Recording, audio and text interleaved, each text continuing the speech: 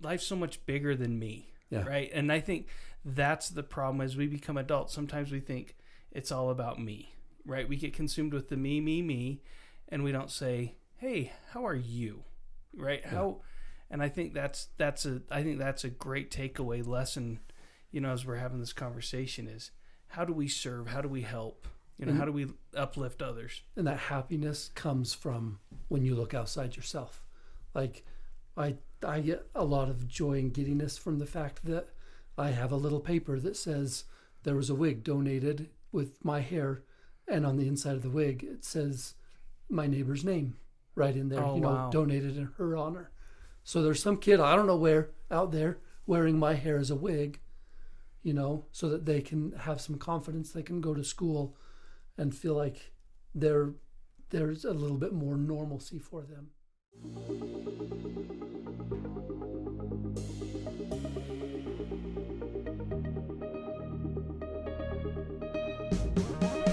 Welcome to Adulting Decrypted, the show where we break down the complex code of common conundrums into logical living in an effort to decrypt the code we call adulting. We are your hosts.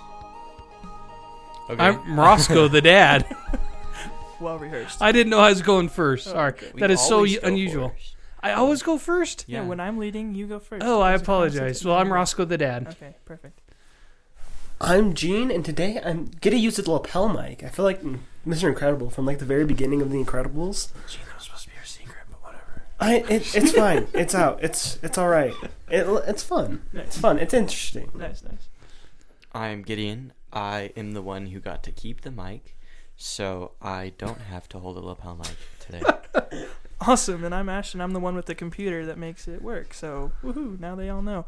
And today we have a very special guest with us, Zach Nelson. Thank you for joining us today. Thank you Woot for woot having me. in Gideon's famous words. Thank you. I am the reason that that Gene has to carry a little tiny mic because I stole his. Yeah. So hooray for me. Well done. He doesn't like to give it up a whole lot, so you did good. Yeah, so Zach was that's a name I'm going to have to get used to, too. I knew him as Mr. Nelson for, I think, how many years has it been? 8, 9, 12, it's been 15? a lot of years. Yeah, so you were my 6th grade teacher.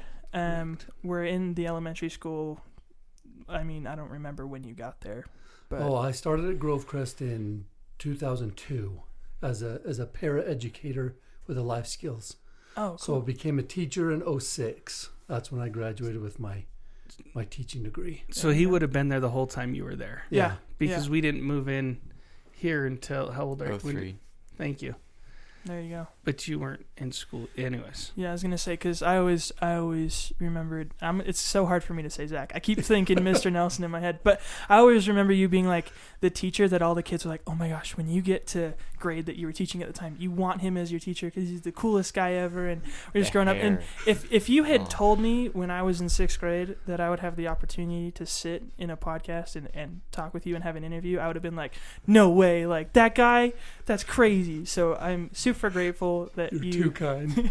that you came to join us here today to really talk about leadership and positivity.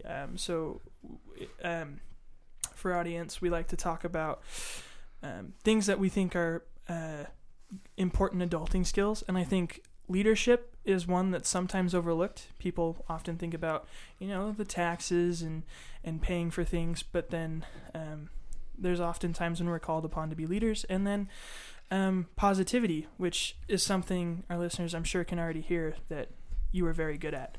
So I would love if you would just give us a quick background, perhaps like where you grew up, all the way to, what made you want to become a teacher, educator. Yeah. Okay. So here's a synopsis of my life. At 10 months old, my parents divorced. We were living up in Washington State.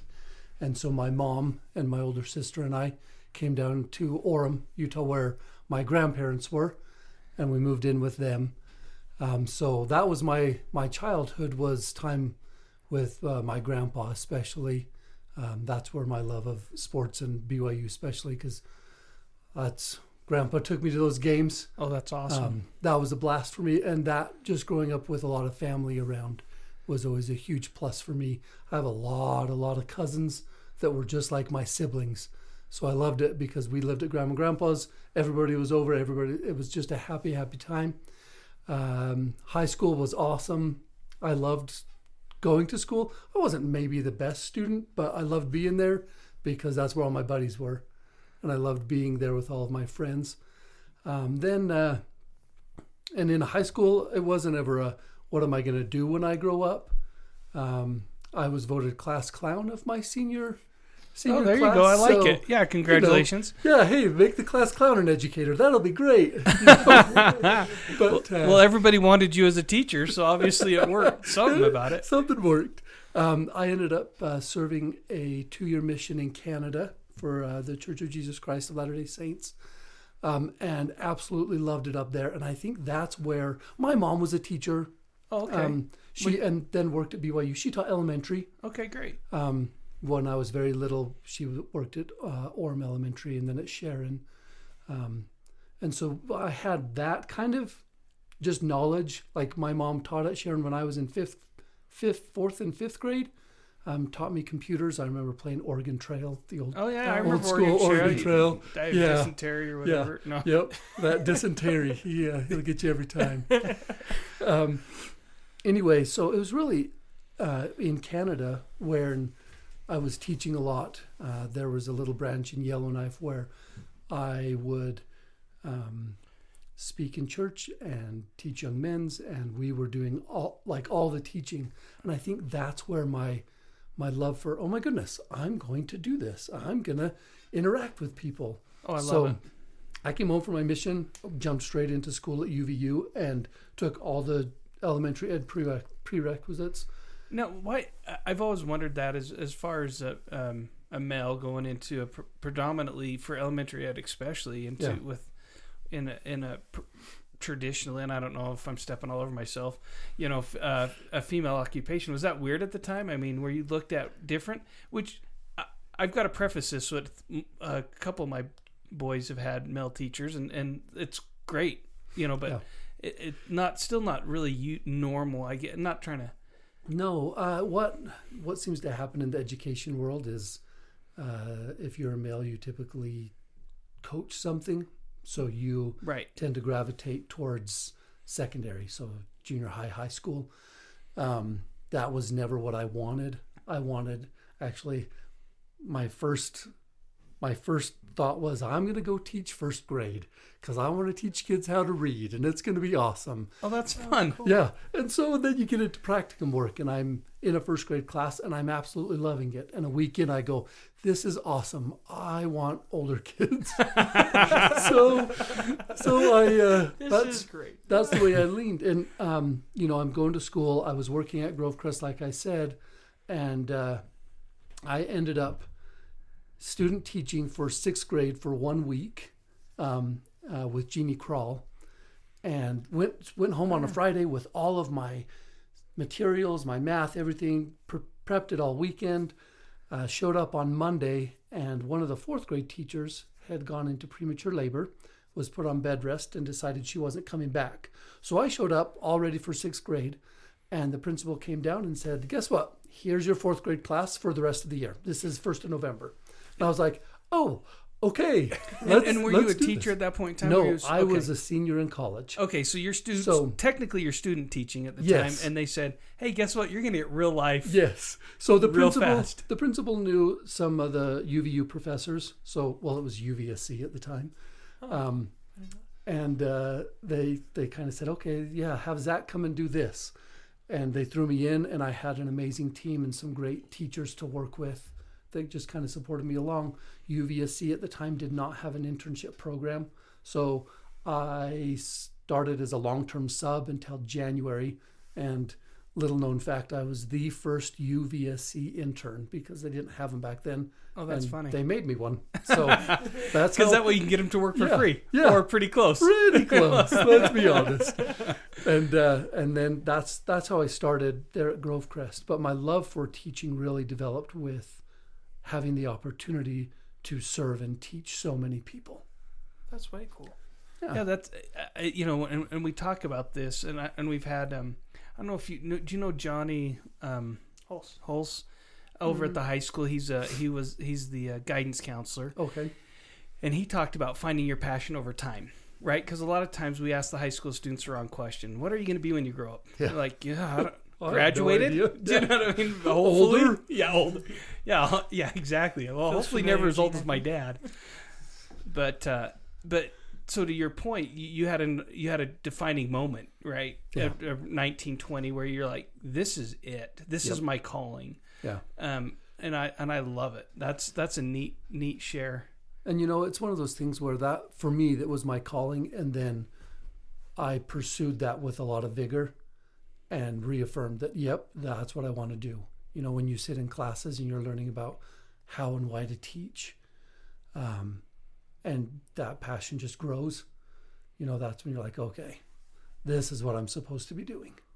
That's awesome. And you could tell, right, the way everybody loved Mr. Nilsson for a reason, right? He had that passion for life and for teaching and for educating, and it's contagious.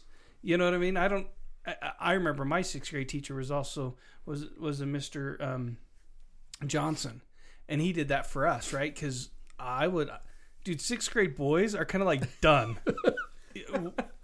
Right? I mean, we are. None of that, they're starting to stink and all that other stuff, yes. right? And you got to go through all of this. Yep. You go through all of this stuff that having you as a role model is super helpful, right? I mean, I remember, maybe I'm wrong remembering this, but there was Lord of the Rings stuff. Was that? Oh, yes. That was part of I think you were Lord of the Rings. Or was it Harry class. Potter? So I had 4 themes: Lord of the Rings, Harry Potter, Pirates, and Willy Wonka. Oh, crap. You're digging in the memories I don't remember. Well, that's my problem. I don't remember which kids were associated with which themes. So I thought it was Lord of the Rings, but yeah. because I was like, you have the whatever, the fourth world or what, and you're like, no, dude, it's this. And I'm like, okay, that's still super cool. I was super impressed. I was like, this is great. These guys are going to have a fun 6th grade year. Yeah. So that's awesome. I think as far as my memories go, it shows there too. Because I think back on elementary school, and I remember I have like 3 distinct classrooms like burned into my memory, and then like yours is one of them. And I just remember a whole bunch of different various things where I was like, man, this is exciting. Like I can't remember. There's this book about this really big kid and this really weak kid. Do you remember? Oh, yes. Like carrying around. I don't remember what it's called. Oh, and I love this book, and I'm not going to be able to remember the title. Of course. David and Goliath. No, I'm just kidding. Different. The Lion and the Mouse.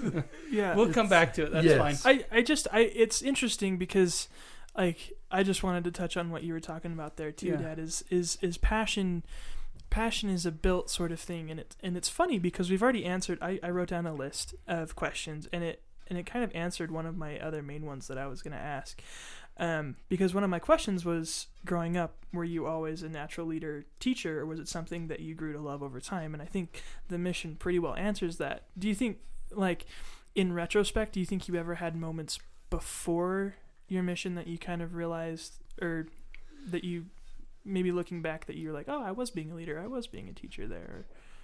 Yeah, definitely. Like I remember being on student council in elementary school. I was on student council in high school, just a lowly cabinet member, but we had lots of fun doing announcements and being in assemblies and making decisions for the school and things like that.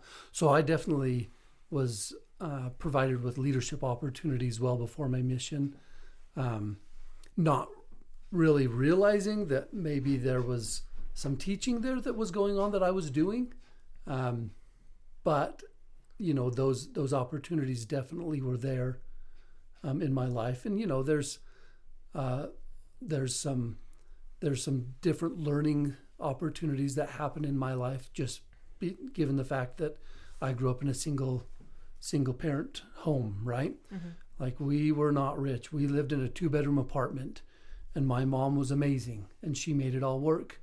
When she was not teaching, she did work down at BYU in the registrar's office, just because that was a better job. It was more stable. There's a little bit more income that way. But I mean, we lived well below the comfortable income line for a long time, Sure. and I would have never known. The way my mom treated it and provided for us and things like that.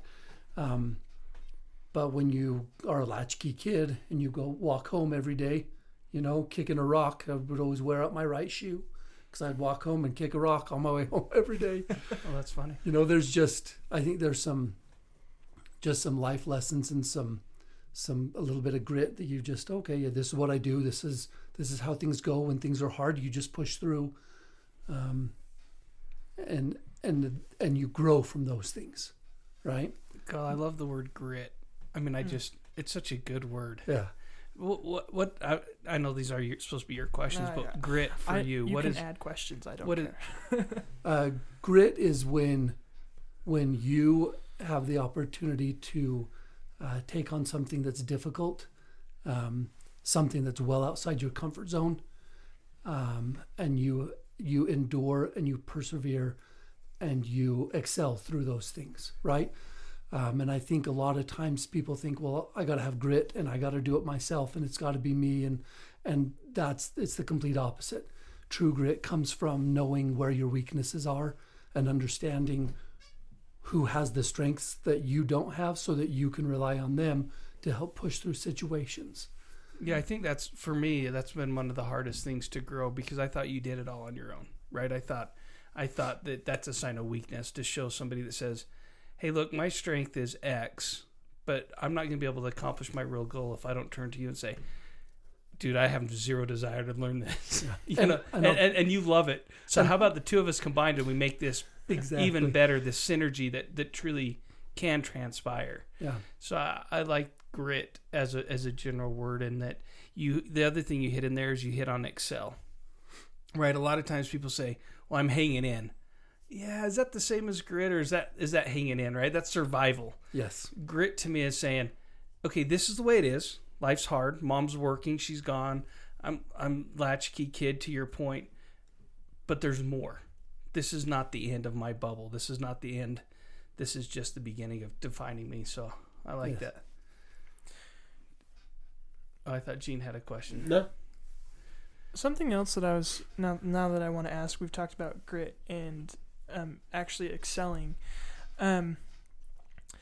Thinking back, and you said you grew through those, and I really like stories, and I'm just curious, do you have anything particular that you point back to that made you start to learn that excelling was different than hanging on?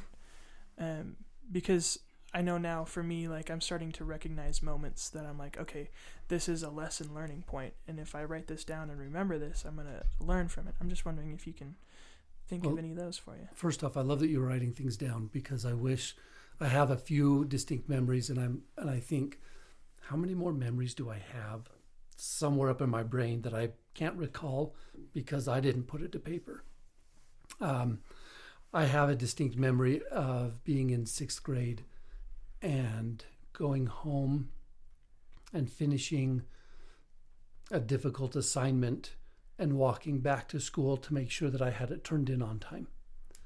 And that was, I'm pretty sure my mom said, make sure that gets in later today. Make sure that gets in today. Whatever she had to do to kind of motivate me to get me back, because I was a 6th grade boy. But I remember going back to that. And then when it comes to those most recent memories, going back and getting a master's degree, and then following that up with a math endorsement, and then an administrative license. Oh, very cool. I've 9 years of college now, and So why the math endorsement? Just so for those of us who don't educate. It was a brilliant opportunity for teachers, is really what it turned out to be. I just finished my master's degree in curriculum and instruction at UVU, which, by the way, is why it's UVU, because you have to have master's level classes, and I was in that first group. So I'm a first of a lot of things. Yeah, there sounds at like UVU. it, yeah. Yeah. Absolutely. They should like pay me or something. At least get you a plaque, Right? Like, But a professor that I had at UVU that was then working at BYU came to the school and said, hey, look, if you guys will dedicate some extra time for us on Mondays. We will come to the school and run through the courses for a math endorsement. It's a 2-year program. And I mean, Wow. we dove into where did you go wrong with the problem? So we'd have to go back and look at all their work, decide where they went wrong, what little tiny piece they didn't get, and know how to reteach that. So we were diving into all sorts of stuff. So math that you're teaching, Yes. not just It was- random. It Because was some math gets pretty out extremely- there. Yes, it was extremely practical in I that love it. they would say, okay, today we're designing a lesson. Then you guys are going to go teach it in class, and everybody's going to come watch you teach. And then you're going to discuss if it worked, and then you're going to go teach it in the other classes. So I taught a math lesson, and I had a 2-to-1 ratio of adults to kids, because I had like all of my colleagues and all these students from BYU and the principal, everybody in my class watching me teach math. Wasn't Really- stressful, was it? Yeah, actually, it was kind of fun. It was great. So I was like, all my kids in the back are going to be really good because there's all these adults sitting right behind me. It was great. You have all these extra eyes to help. Yeah. So that's why the math endorsement. Okay. So I didn't know if it was a compensation thing or if it was a learning. it Education. it definitely helps because Good. you get pay raises according to how much schooling you have. Oh, good. Oh, interesting. So And- that was nice. And the cool thing for me is we had an experience with a different teacher, that I have a very heavy degree in math, right, in the supply chain logistics side. And I remember him telling Ashton that he wasn't smart enough, in school, and that, he's kind of labeled as slow and he's not going to figure it out. And I'm like, hold on, math is just, it's a science-based thing. There's something missing. And I said, so how are you teaching this principle? And he spent like 10 minutes, and I'm like, dude, I'm bored. Do you know what I mean? I'm an adult and I should get this, and I'm bored. So how are you expecting a third grader, fourth grade? I don't remember. Yeah, I go, how can you expect them to, so to your point, you said parents were intimidating. Yeah, sometimes we get a little defensive of our kid, right? Yeah. Especially if it's the same thing we heard. And you should. In high school, when I was told I was too dumb to go to college, I bought in. I was like, sweet, there's my out. You know what I mean? And then my mission was also a defining moment for me. When I said, if I can learn Mandarin Chinese, I can pretty much learn anything, right? If I put forward the effort, energy, and time. Yes. Doesn't mean you should spend all your time learning certain things, but you can, right? And so you should choose wisely and follow those paths. But yeah, so that was my defining moment when I said, wait, I am not dumb.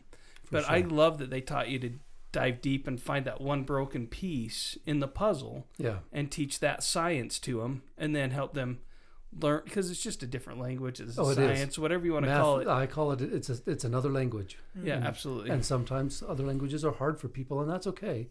We just have to figure out how to approach it so that they understand it. Which, by the way, I'll make my kids call you and talk to you in Chinese. I love it. Were they in the immersion? Yeah, they both speak Chinese, so That's they need all awesome. the practice they can get. Yeah, send them. Send them. I owe you some time for teaching my kids. I love it. Gene's trying to learn Chinese right now. How's that going? 我是 Alan Jean. 我是 Magowan. Magowan? Is that right? Magowan. And that's about it.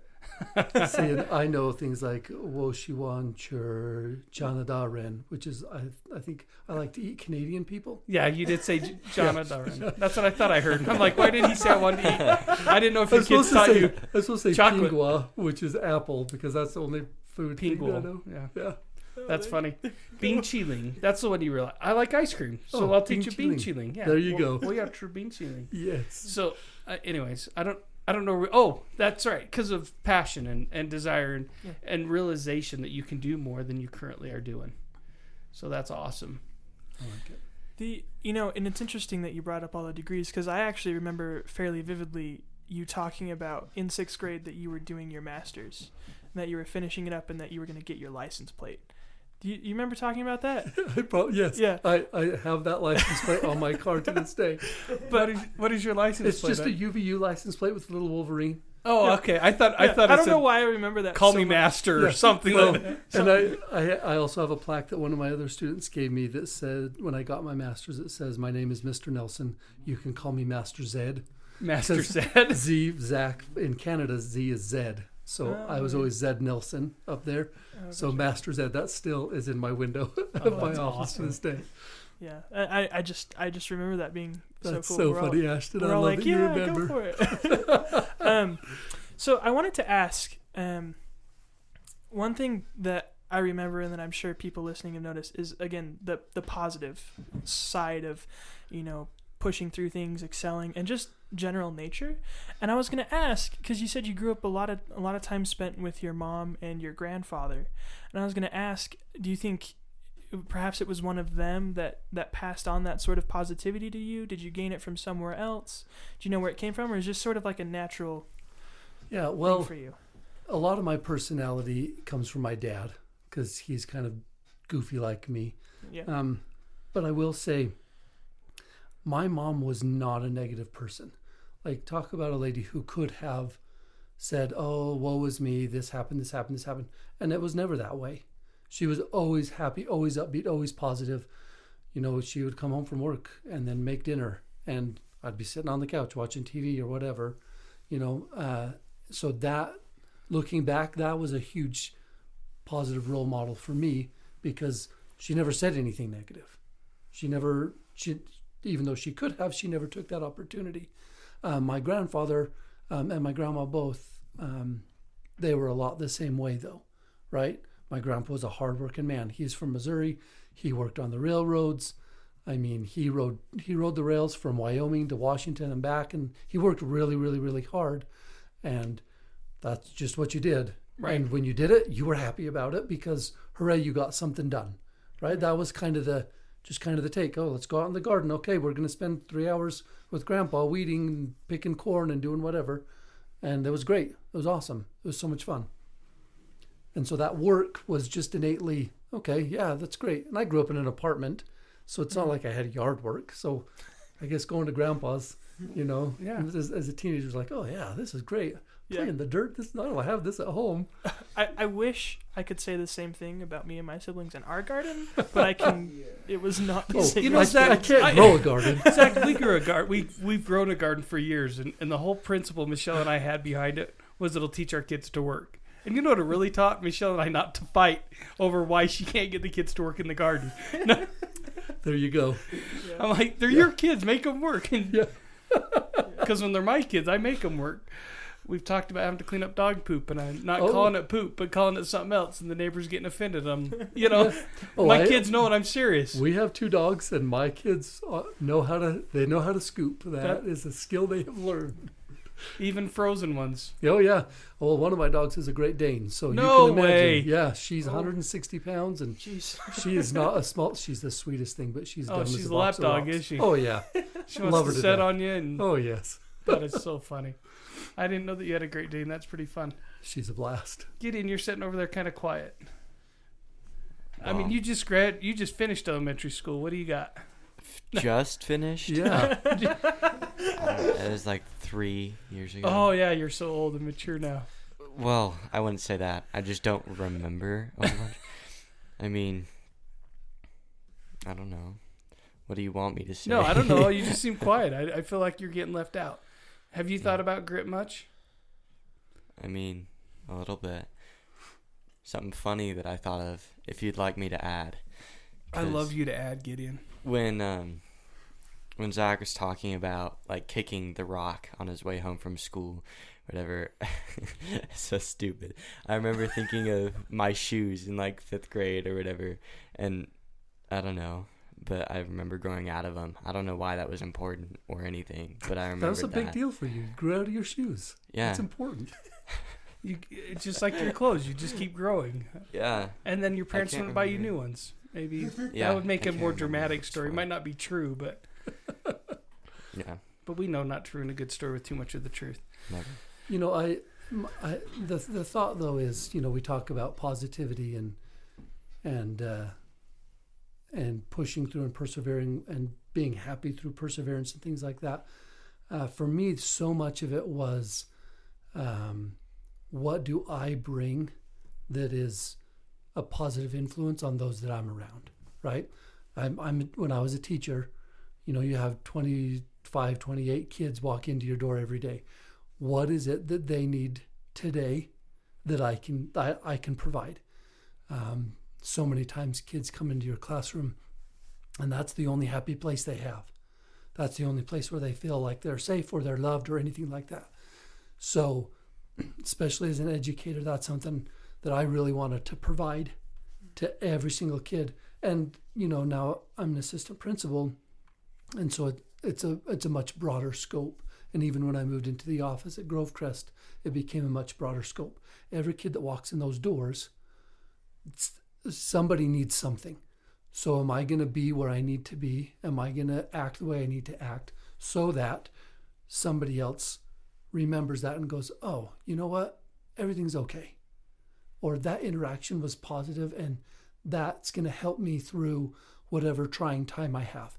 Because that's what I strive for every day, is to make sure that whatever interactions I have with those around me, somebody comes away with okay, life's a little bit better because of that interaction. I try and make sure it's not the other way around. But well, Zach, you're talking about that. I think about becoming an adult, right? And it's really easy to find ourselves with a lot of problems, right? Or perceived bigger than that they really are, right? And some of them are real big, right? Yeah. But the ability to look at life and go, look, but I'm helping others, right? I think that was the big thing that we always got from you, at school. You were always going, well, how can I help? What do you need? And even if it's just laughing, smiling. You guys were talking about him, shaving his head one time? Who was? I think it was, if you were in 6th grade, I was in 3rd grade. But I don't feel like it was that long ago. do you remember me shaving my head? I did it twice. I feel like I remember one of them. Like, I remember you were just becoming vice principal with Hoops. Yes. And I feel like that was like either 5th or 6th grade for me. I don't remember. Because the first time I cut my hair.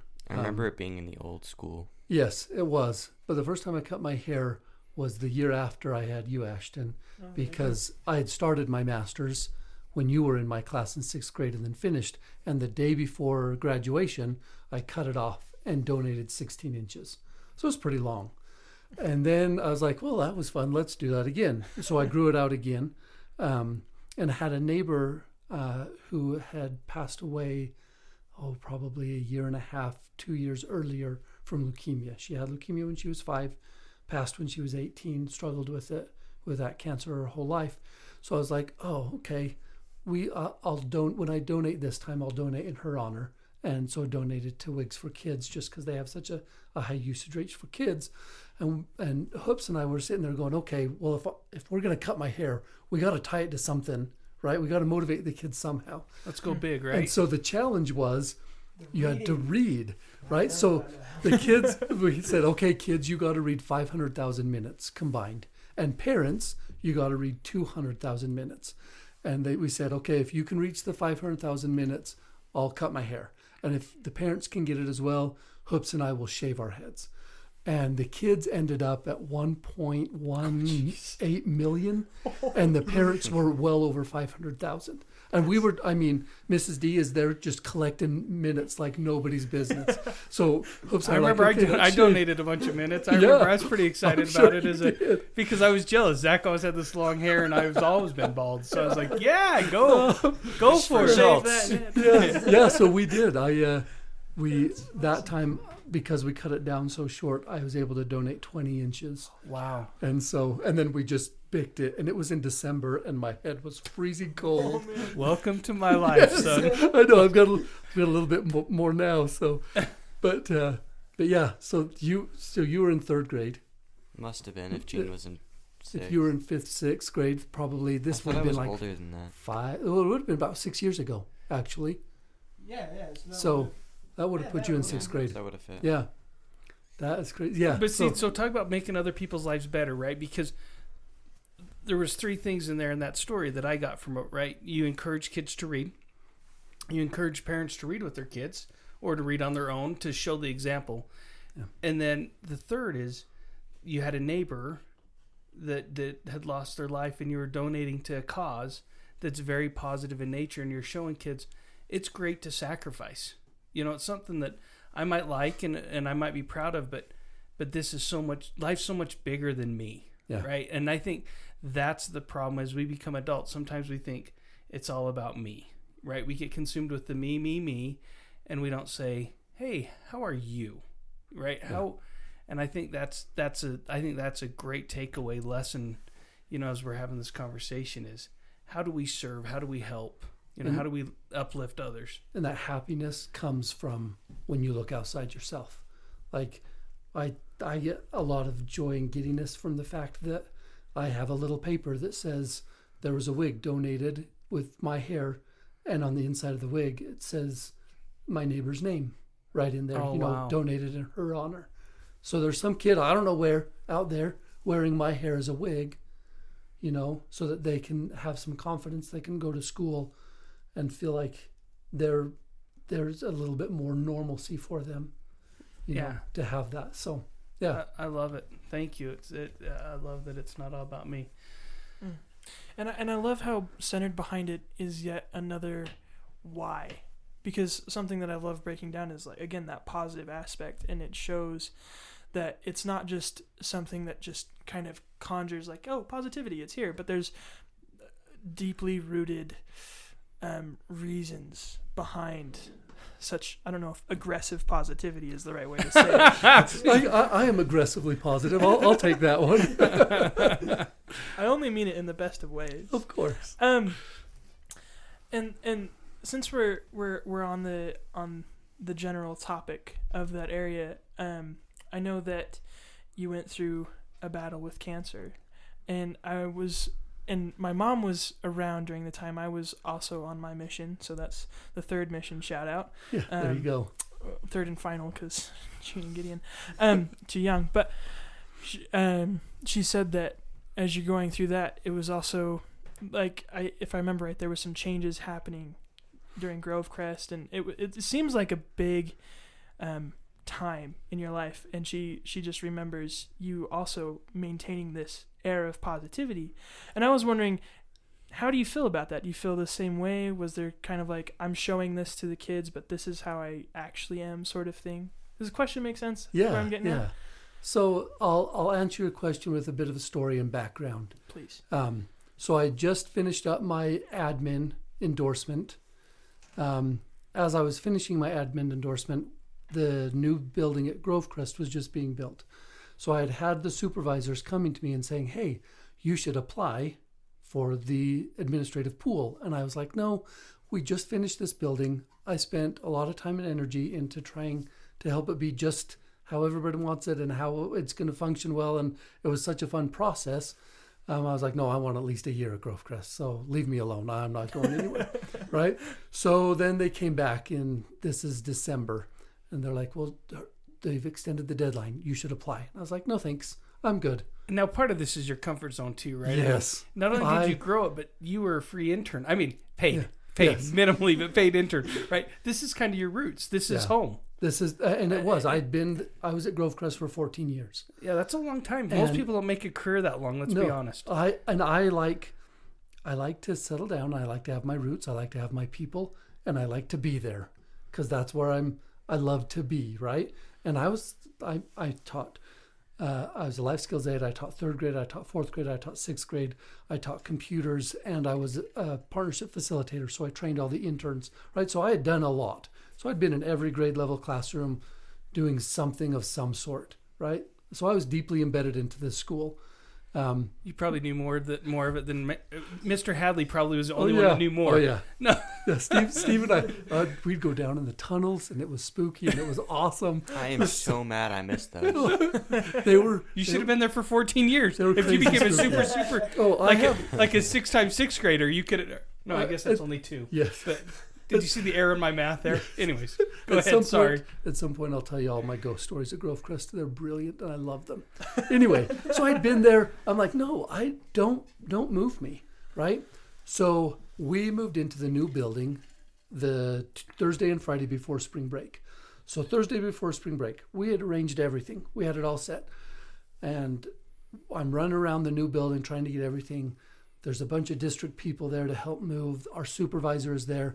And as I'm walking down the hall, she stops and goes, hey, can I talk to you? I was like, yeah, I'm just going over here. Let's walk. She goes, no, come into this room. And I was like, okay. So she pulls me into the computer room, and I'm sitting in there, and she goes, we have a TAA spot, teacher on administrative assignment, that we want you to take.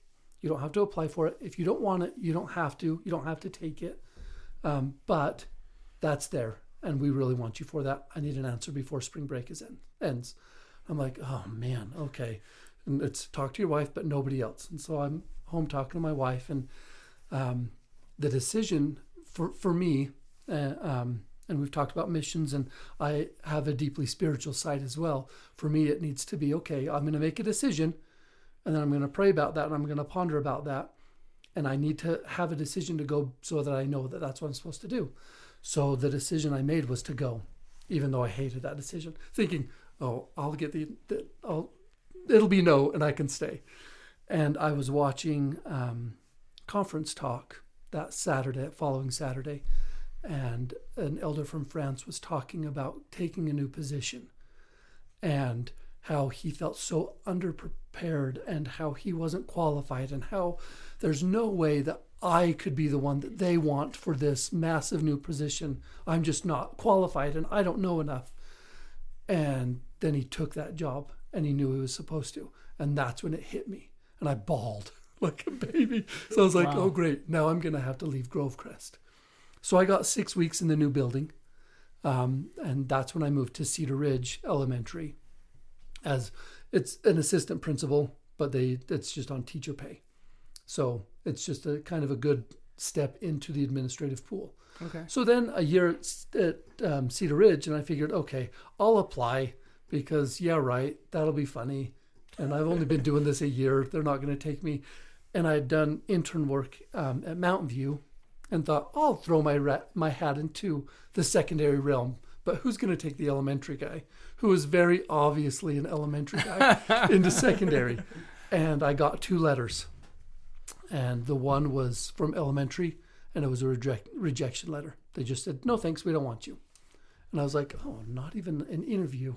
Like, this is what I do. Elementary, that's like my whole life. And the secondary one said, come in for an interview. And then I just kept getting interviews. And it was a Tuesday night. Or no, it was a Tuesday night. I got a phone call, and I was informed that I had received a position as an assistant principal at Frontier Middle School, and so which is out in Eagle Mountain, and I live in Orem, and that's quite a drive. It's about 45 minutes. And my first reaction was, all the way out there? Oh. And, I had kind of that downer moment. So when you say, were you happy, giddy on the outside and everything's hunky-dory and you put the show on for kids, but really inside, are you hurting? This is all leading to the cancer story, by the way. There is some of that. There definitely is. Yeah. And for me, it was, I needed that for me, right? Because I needed people to see me happy. And because that's how people see me. That's how I feel like people view me. So that's how I still wanted to be viewed. Anyway, so I'm well into my time at Frontier, and I love it there. So great. Amazing principals. My team was awesome. The staff was so great. The kids were so much fun. I'm trying to figure out this whole secondary world coming from the elementary, and I'm having a difficult time swallowing, right? So here I've gone through change, 3 different schools in 3 years, and I was like, man, my tonsils look funny. I think I have to get my tonsils out. I almost choked on a Tootsie Roll driving home from work one day, and I was like, something's wrong with my tonsils, right? Sure. So I go in there. I finally get an appointment with, and I had a funky infection on my tonsils, and my doctor said, let's get you into an ENT after 3 rounds of antibiotics that didn't kick it. He's like, let's get you in there.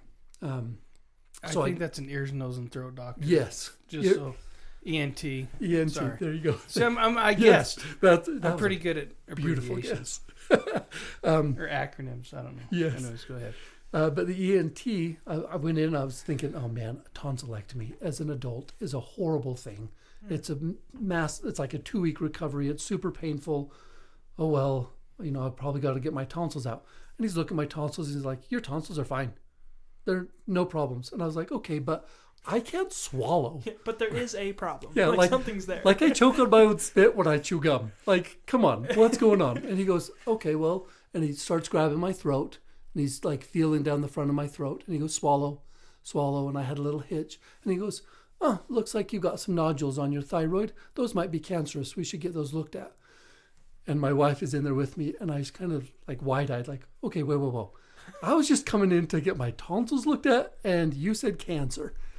Let's back up a minute. Yeah. And they got me into an endocrinologist who is a doctor who specializes in your endocrine system. So like your hormones and everything. And your thyroid is a huge part of your endocrine system.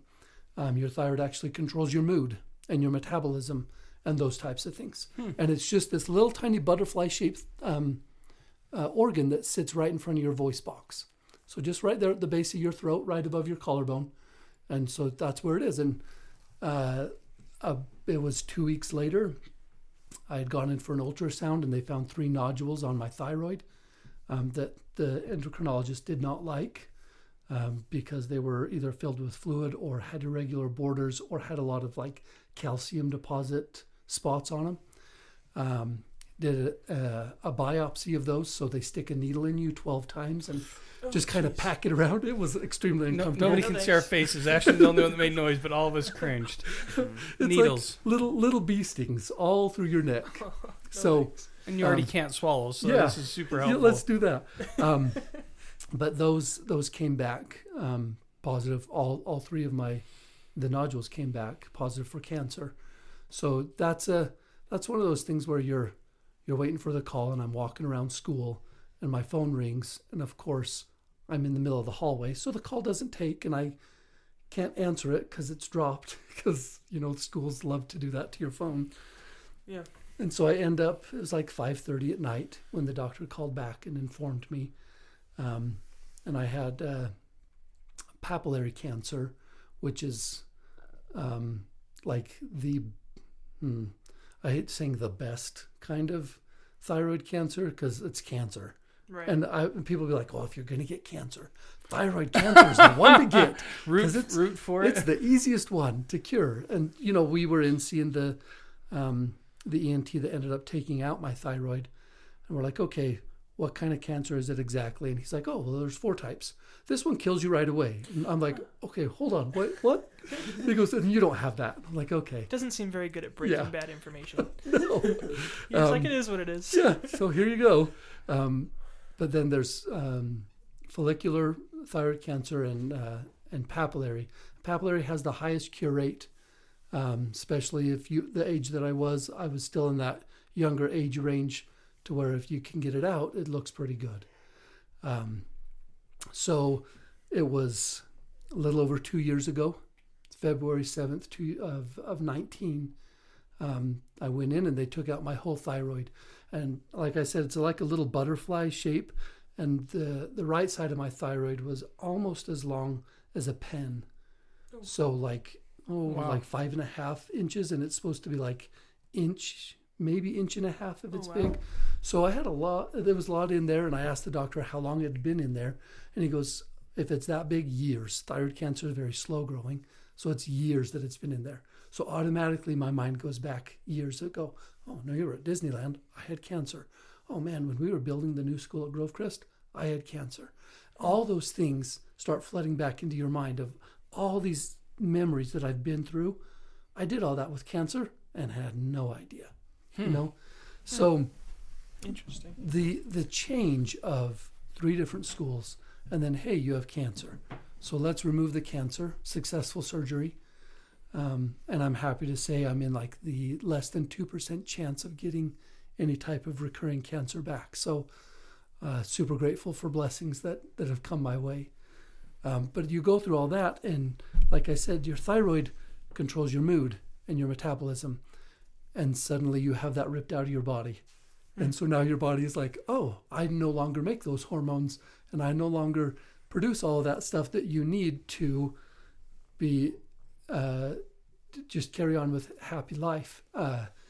And really normal life, right? Yeah. I mean, because if it's functioning properly, it keeps you regulated, right? And so you have the positive Mr. Nilsson, Zach, who just is, right? And this has been ripped out of you, and you're going, wait a second, now who am I, right? Yeah. I mean, there's got to be some of that.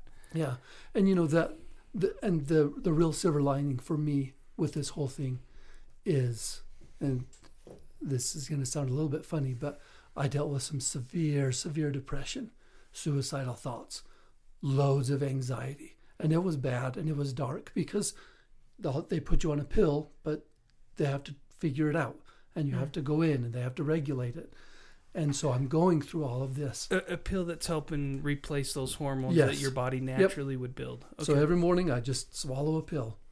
Because now at least you can swallow. Yeah, No, I know, right? I can. See, looking at the positive. It's wonderful. No. But, I went through, it took about 8 months Wow. before I realized, walking down the hall at school one day, to be like, oh, I kind of like feel like myself again, of having to go through this roller coaster of being in some really deep, dark, depressive states. And, even now I have days where it's just hard. It's just hard. But the silver lining is now I understand. See, I told you I was going to tear up. Now I understand what it's like when a kid comes into my office who deals with depression, who deals with anxiety, who deals with suicidal thoughts. Like, I can look at that kid now and be like, I get you, right? I understand where you come from. So all this cancer stuff was horrendous to go through. But I look back and I feel like I have a lot more empathy and sympathy and love and care for when a kid comes in and says, I'm just feeling really anxious. And, I'd never dealt with any depression. Like, I never was. Never once was I sure, I was sad. But when you think about real depression or real anxiety, never dealt with that stuff. Suicidal thoughts, not a chance. And now I have a kid come in and say, Nelson, I'm struggling with this. It really gave me a different perspective. Because before it was like, okay, I'll help you. I'll be happy and you'll be happy and everything will be great. And that's not what they need. They need somebody who sits and says, everything's going to be okay. And it sucks right now. And it's hard. And that's okay. But I'm here with you. Yeah, I get you. I get you. Yeah. Yeah. So, that was my silver lining. I think the biggest thing for me there on that takeaway is part of being positive is not just being happy and not being, hey, it's all great and it's all easy. It's being able to say, yeah, this sucks. And you know what? We can make it. And that's where that grit that you talked about earlier, really pays off, because you look at that grit and say, not only are we going to make it, but we're going to make it, and it is going to be awesome, and it is going to be good. Yeah. Because at some point in time, you're going to look back at this and go, wow, I learned a lot. Yeah. You don't see it when you're going through it, and No. you don't understand the whys. That's where I caught myself a lot when when life is hard. It's like, why? Well, that's probably not the right question. You know what I mean? That's more the better question sometimes is how or what. Do you know what I mean? What do I need to do different? What, Yeah. And so your case, it was finding the right medication that replaced those hormones that were, I don't know how else to say it, violently ripped out of you. You know what I mean? It just, They were. because it and then you can look at a child and see some of the trauma that they've gone through, like you said, when you're 10 months old and your dad's not in your life, right? And a kid comes in and goes, everything was fine last night, and now my parents aren't together. You know what I mean? And you're going, yeah, it's not just, hey, let's just be happy. It's like, dude, yeah, let's figure this out. How are we going to cope, right? We talk a lot about coping in this adulting, because this is going to sound cynical. Hopefully it doesn't. But the reason why we have kids that struggle with how to cope is because we have parents that don't know how to cope. And the parents don't know how to cope because the grandparents never, these learned traits. You talked about your grandpa. He worked on the railroads. He knew he added value, right? He did what he had to do, and he found pleasure in doing. It wasn't the job necessarily. It wasn't working on the railroad. It was the fact that he provided. And some of that's just not. I don't know. I think when we've gone away from some of that hard work and some of that pain, some of that toil of a day's work, to where you go, ooh, ooh, ooh, ooh. Yep. Look what I did. Yeah, exactly. Yeah, look what I did. Yeah. To where we go, oh great, I just made 300 new files, or you know what I mean. I shuffled paperwork around, or you lose some of that. Yeah. So, thanks for sharing. That was. Yeah, I didn't know that's where that would go, and I'm grateful. I mean, it was good for me to hear. I don't know, boys. Thoughts? Take. I know I've really enjoyed this. It was really interesting. Another side of Mr. Nilsson. There you go. Yeah, and I was gonna say I didn't want to let the opportunity to pass to say thank you for sharing that. I know I really felt your story, and I'm sure our listeners do as well. So thank you for sharing. Yeah. If I can ask one last question, please. So when you mentioned that there was these times that you weren't feeling quite yourself, and you were reaching out to students because you felt like they needed to see that, but you also felt like you needed to feel like they were seeing that. I know that a lot of times when people struggle with depression and difficult circumstances, a lot of times people feel like they have to put on a sort of themselves to spare others around them from their pain. And I don't feel like that's where you were coming from, but I just wanted to know if you could maybe explain a little bit of the difference. Yeah. So, and I think for me, it comes from, it's situational, right? Because my wife, bless her heart, she deals with the real me all the time, right? Because home is where I'm comfortable. Home is where I know that I can be a little grumpier, or I can really show how I feel, and my wife is still going to love me. She's a phenomenal, phenomenal individual. And my kids are super, super great. And when Dad's grumpy, they're like, okay, yeah, Dad gets grumpy, right? In the school setting, see, that's how you guys should respond. When Dad gets grumpy, Dad just gets deal with it. Dang it. I almost swore, Zach. I almost swore. Dang it. At least I edited. You caught yourself. And at the school setting, there's some groups that, maybe I can show some of that with. But my role as a teacher or as a principal, I feel I need to be uplifting, right? Now, that's not to say that there aren't times when I have a student in my office or a colleague in my office, and I let my guard way, way, way down to share my vulnerability and my life experience with them, so that they have some semblance of who I am and maybe can relate to me a little bit better. That happens. But sometimes with the positivity thing, it all depends on what situation that particular person is in at that time, that they need to do what they need to do to help them, right? So for me, it was, okay, I'm having a bad day or a dark day, but if I can go out and at least smile at some kids in the hall at passing period, then maybe somebody has a brighter day, and I can put that front on for them, because in the long run, that service to them helps me feel a little bit better, right? But I also think it's really, really important, and this is one thing that I love talking to teenagers about, especially those who are becoming adults, as I point to these two fine young gentlemen across the table from me, is so often as teenagers, they think either nobody understands me, or I've got to go to somebody my own age because that's who really gets me, right? Or I've got to just do it by myself. And talking about what I wish I'd have known when I was young was, man, there is a slew of people around you who want to be there, who want to help you, who are such a valuable resource. And, this even goes up into adulting, right? As adults, you have so many people around you who genuinely care and love you.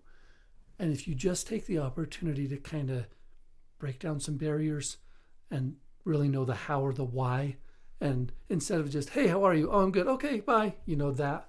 Just if you really want to know, and if somebody gives you today I'm not good. Oh, tell me. And take that opportunity to invite somebody in, or to be willing to share with somebody else. We live in this world with all these other people, and why there's no reason that any of us should have to do things alone, because there's all these other people that we get to draw from and draw on to strengthen ourselves, and that we get to then strengthen those around us as well. So the opportunity to share with other people, and to share our pains and our hurts, and to share our failings and our shortcomings, because everybody has them. Everybody does. And I talk with students who are like, every time I make a mistake, I just feel like I'm such a bad person, or I'm never going to be able to overcome this. And I'm like, yeah, that's how you feel because you're a teenager, but you can. You just gotta start with some positive things. So when that comes in, then we talk strategies, right? Let's talk tools. How do you overcome this? And for me, it was, let me put on a happy face for a minute. That was my tool to get through some of my dark days. But my tool was also talking with individuals about depression, about suicidal thoughts. So when I was having a bad day, there were multiple people that knew about it. I never kept that in. And I think that's one thing that helped me so much cope with it, and even now be able to talk about it and feel so much peace about it, because I shared. Like if I had suicidal thoughts, my wife knew about it, right? My family knew about it. When I was in a lot of depression and I was at work, I would look at some of my coworkers and be like, this is not a good day today. So I'm going to do what I can, but sometimes I might just hide here, or just so you know where I'm at, right? So the opportunity to share those vulnerable sides is a skill that as adults, we kind of hide from it, right? Ooh, Sure. And we talked about that a little earlier. Ooh, I can't let them know that I have a flaw. I can't let them know that I have this mistake that happened to me, or that I think this way, right? So to share those thoughts really helps connect us with people. And when you talk about being happy and positive, that's an opportunity then to share. Okay, I shared these things. I can now also share all the happy things as well. And I can help lift those around me that way. Yeah, thank you. I really, really appreciate that. I just wanted to say thanks again for joining us on our podcast. It is my pleasure. Like, truly honored. Truly, truly honored to be invited. Thank you. Thank you for listening to this week's episode of Adult and Decrypted. We really enjoyed having this week's conversation, and we hope you did as well. If you ever want to comment on the topics, you can send us a message to our website, adultingdecrypted.com, our email, adultingdecrypted@gmail.com, or through our Instagram, Facebook, and LinkedIn accounts at adultingdecrypted. If you have any topics for the show that you would like us to talk about, or if you are a parent and want us to talk about something your kids should know, send us a message on any of the accounts mentioned. If you would like to be a guest or have an idea for someone you think we should have on our show, feel free to send us an email detailing your thoughts to adultingdecrypted@gmail.com. Adulting is teamwork. We have merch. If you want to show off your Adulting Decrypted pride, check out our website, adultingdecrypted.com, or our partner website with shop.spreadshirt.com/adulting-decrypted. Lastly, if you enjoyed the show, please consider supporting us on our Patreon at Adulting Decrypted. Along with the benefits that come with our Patreon, and trust us, there are some pretty good ones in there, you will not only be helping us continue in the effort to make great content, but you will be part of a community of individuals all trying their best to adult. We appreciate you listening, enjoying, and leaving your positive reviews. Now, the special song from Gene and Gideon.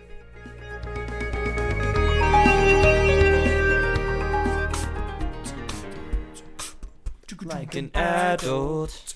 Hey, Staying positive for hopefully not the first time. Like an adult, being positive through the rough times. Through the rough times.